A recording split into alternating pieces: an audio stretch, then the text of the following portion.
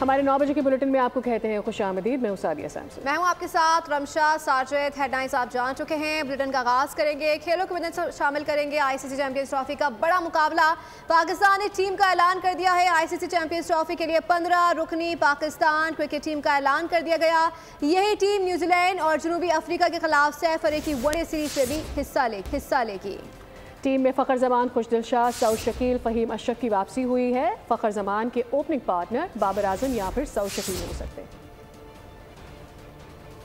हमारा सबसे बड़ा मकसद चैंपियंस ट्रॉफी है। तैयारियां मुकम्मल हैं। तमाम टीमों को वेलकम करेंगे। चेयरमैन पीसी मोहसिन नकवी की प्रेस कॉन्फ्रेंस। कहा बीसीसीआई समेत तमाम क्रिकेट बोर्ड्स को दावत दी है। सरहद पार ऐसे लोग भी हैं जो एक पत्थर भी लगे तो तनकीद करते हैं।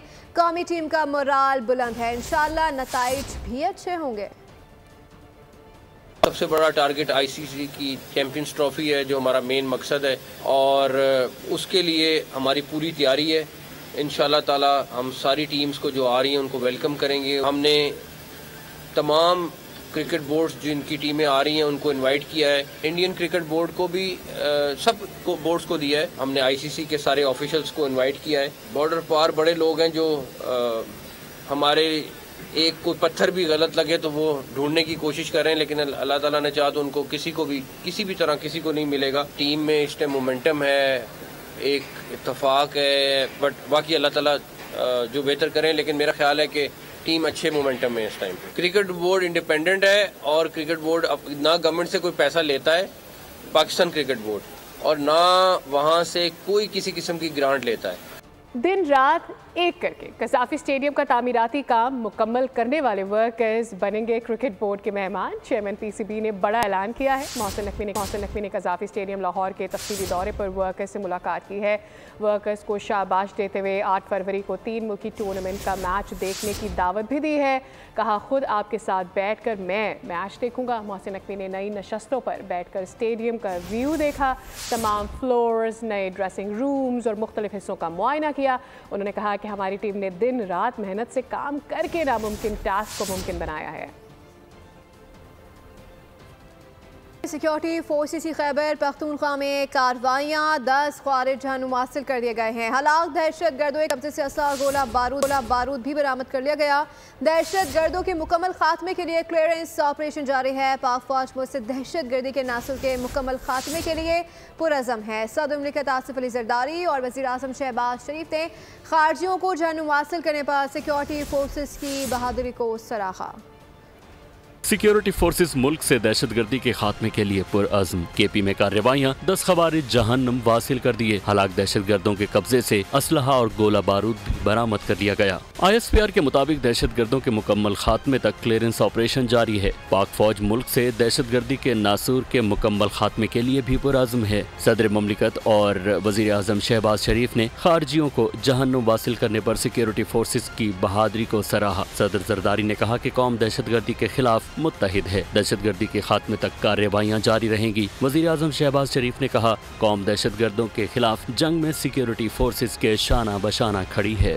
मुज़ाकरात पर अपोजिशन की दीगर जमातों को एतमाद में नहीं लिया गया। हम मुज़ाकरात पर यकीन रखते हैं, लेकिन बातचीत करना या ना करना PTI और हुकूमत का अपना मसला है।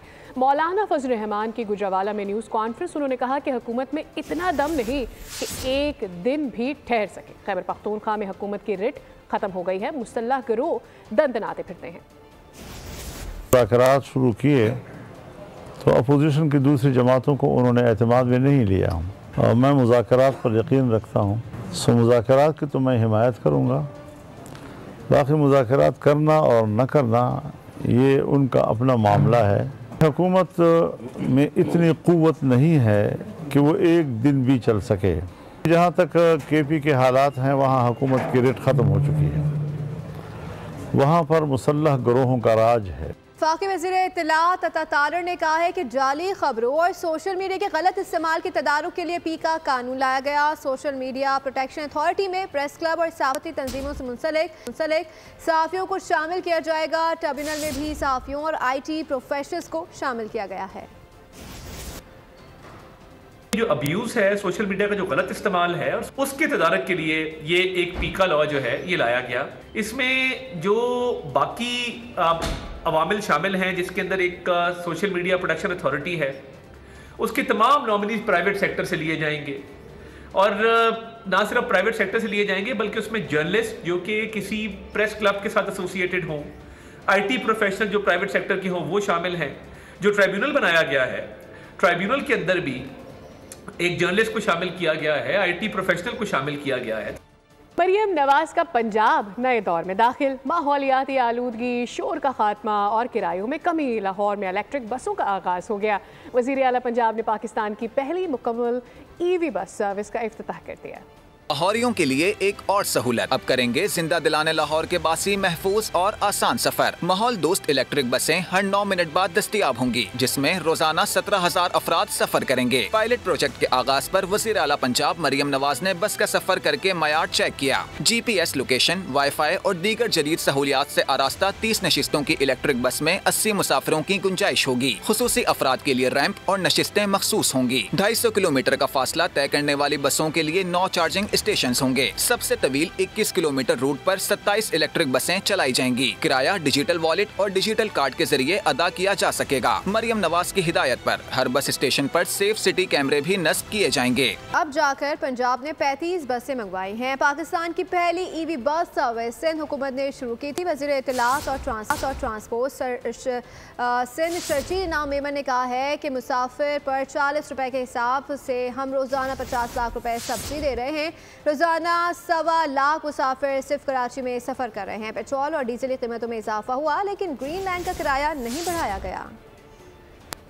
की पहली EV बस सर्विस अल्हम्दुलिल्लाह पाकिस्तान पीपल्स पार्टी की सिंध हुकूमत ने शुरू की। अब जाके चंद दिन पहले, मैं कहता हूं 1 हफ्ता 1.5 हफ्ता पहले, पंजाब ने भी कोई 35 बसें मंगवाई हैं EV की, वो अब शुरू कर रहे हैं। इस वक्त डेली पीपल्स बस सर्विस का अगर मैं बता दूं तो 1.25 लाख पैसेंजर सिर्फ कराची में सफर कर रहा है। 1.25 लाख पैसेंजर सिर्फ कराची में सफर कर रहा है और एक पैसेंजर पे 40 रुपए सब्सिडी आप दे रहे हैं, तो उसका हिसाब बन गया कोई 50 लाख रुपए रोजाना।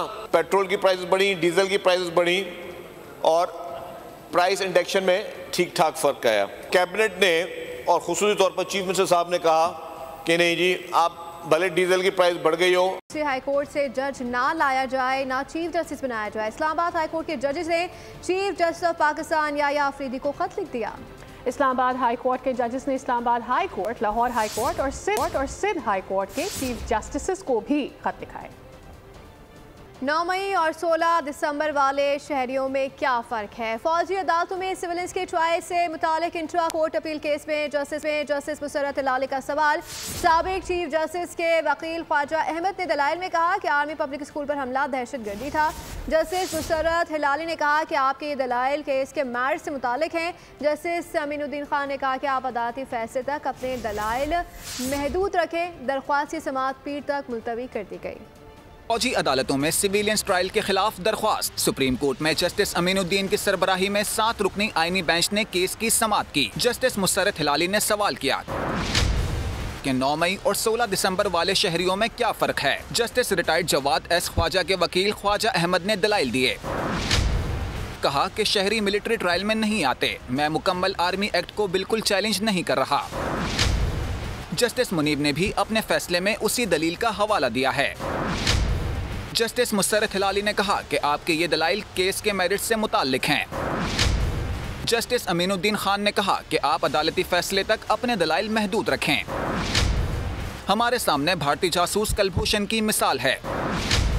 कुलभूषण केस में सिर्फ अफवाज पाकिस्तान ही मुतासरा नहीं है। जस्टिस जमाल मंदुखेल ने कहा कि FB अली केस में तनाज़ा हुआ था कि ऐसा भी हो सकता है, वैसा भी हो सकता है। आजकल ऐसी भी सोच है कि कोई सियासी जमात ऐसी हरकत करे तो क्या होना चाहिए। गुज़िश्ता रोज मैंने मेहरान बेस और दीगर चंद वाक़यात का जिक्र किया था। केस की समाअत पीर तक मुलतवी कर दी गई।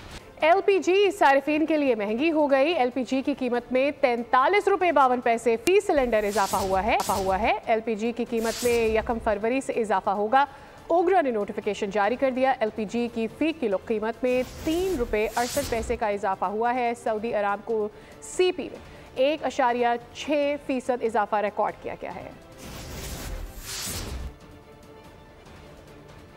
कराची के इलाके गार्डन से लापता 2 कमसन बच्चों का तहाल कोई सुराग न मिला। आलियान और अली रजा की गुमशुदगी को 18 रोज बीत गए। बच्चों के वालिदैन गम से निढाल हैं।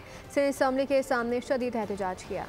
फरियाद, अपीलें, अर्जियां सब रायगा। 18 रोज से बच्चों की जुदाई में तड़पते वालिदैन को करार ना मिला। कराची के इलाके गार्डन से लापता होने वाले 4 साला अलियान और 6 साला अली रजा कहाँ हैं? ताहाल कुछ पता ना चल सका। बच्चों के अहले खाना सिंध असम्बली के बाहर पहुँच गए। सड़क बंद करके शदीद एहतजाज किया।